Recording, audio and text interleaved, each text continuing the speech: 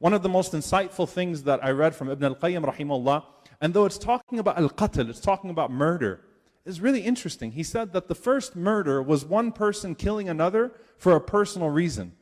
He said, but as fitna grows, it's a bunch of people killing a bunch of people for no reason, and you could usually trace it back to a personal conflict between two people that didn't get worked out. I thought that was super insightful. SubhanAllah, that the first thing, it was very simple. Cain and Abel didn't send texts to each other. There weren't many other people to involve in this.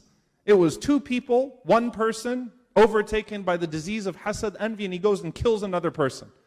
As time goes on, as more people get added to the equation, as more means of communication get added to the equation, suddenly it's a whole bunch of people getting involved. And how many wars were fought over a conflict that started out with two people not getting along or two people expressing something with each other?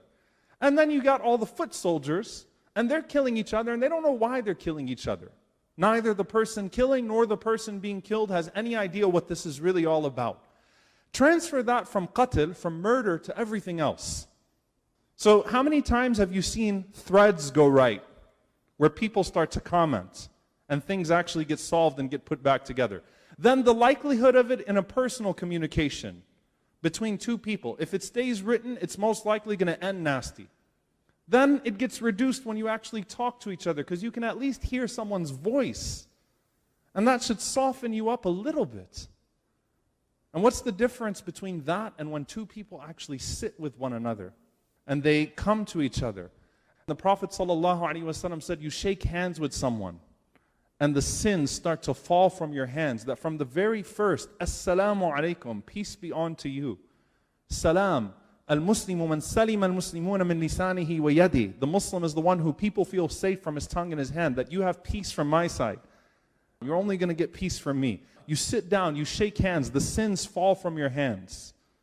And you hash things out as two people. You can't work it out sitting in person. The solution does not become that you go back and get on the phone call again, or let's get back to writing.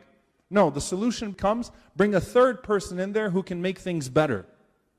If it's not going to be solved with two people sitting with one another, and with sins falling, and with the shayateen being expelled, then it's not going to be solved the more you distance yourself from one another. Because you know what happens when people write to each other, and they write things about each other? Guess who the narrator is? The voice when you're reading. You know, when you read in a voice. The shaitan is the one narrating to you. So you're reading everything in the worst possible way. Writing everything in the worst possible way, because the voice is the voice of the shaitan, who knows how to get to the heart of the person that's being attacked, who knows exactly how to make this the worst possible situation whatsoever. So how do we deal with this? Number one, if you're not going to say it to someone, don't write it to someone. Certainly don't write it at someone, and definitely don't write it about someone, which is the worst type, because then you add the element of ghiba, backbiting, gossip, slander, and all of that with the bad adab that was already employed when it was direct communication. The second thing is this. The saying of Imam Hassan al-Basri rahimahullah ta'ala, which is a very scary saying. One of the signs of a person being abandoned by God is that God busies them with that which doesn't concern them. They become busy with that which is of no benefit to them. They start following these things. They start digging into them. They never want to miss out on the drama, never want to miss out on where this is going to go. The worst thing, the Prophet ﷺ said, the people furthest away from me on the Day of Judgment and the people that are the most hated people to me are people that are thartharun. They always have an opinion about everything. That's the first thing, that you actually express an opinion, you know. Hot takes is a big thing in social media. You want to capitalize on the news cycle. Make sure your take in. Make sure that you can't let this WhatsApp conversation, la qaddarallah, die without you having your input. Oh no, the Facebook thread's going to become old. I need to make sure I get in on that one. Oh no, people are going to move on. The email thread's going to... Let me make sure I get my hot take in. It's a thing now, right? That's exactly the definition of a thartharun.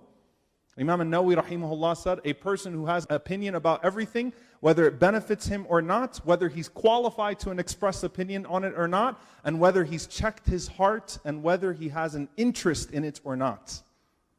SubhanAllah, how profound. Do you have any benefit from it? Does it involve you in any way? Is there any benefit to you weighing in? Number one.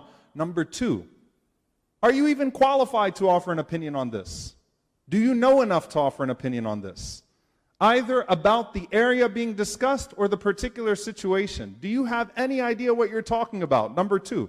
Number three, have you checked your heart to see if there's an interest, a deviant interest in this?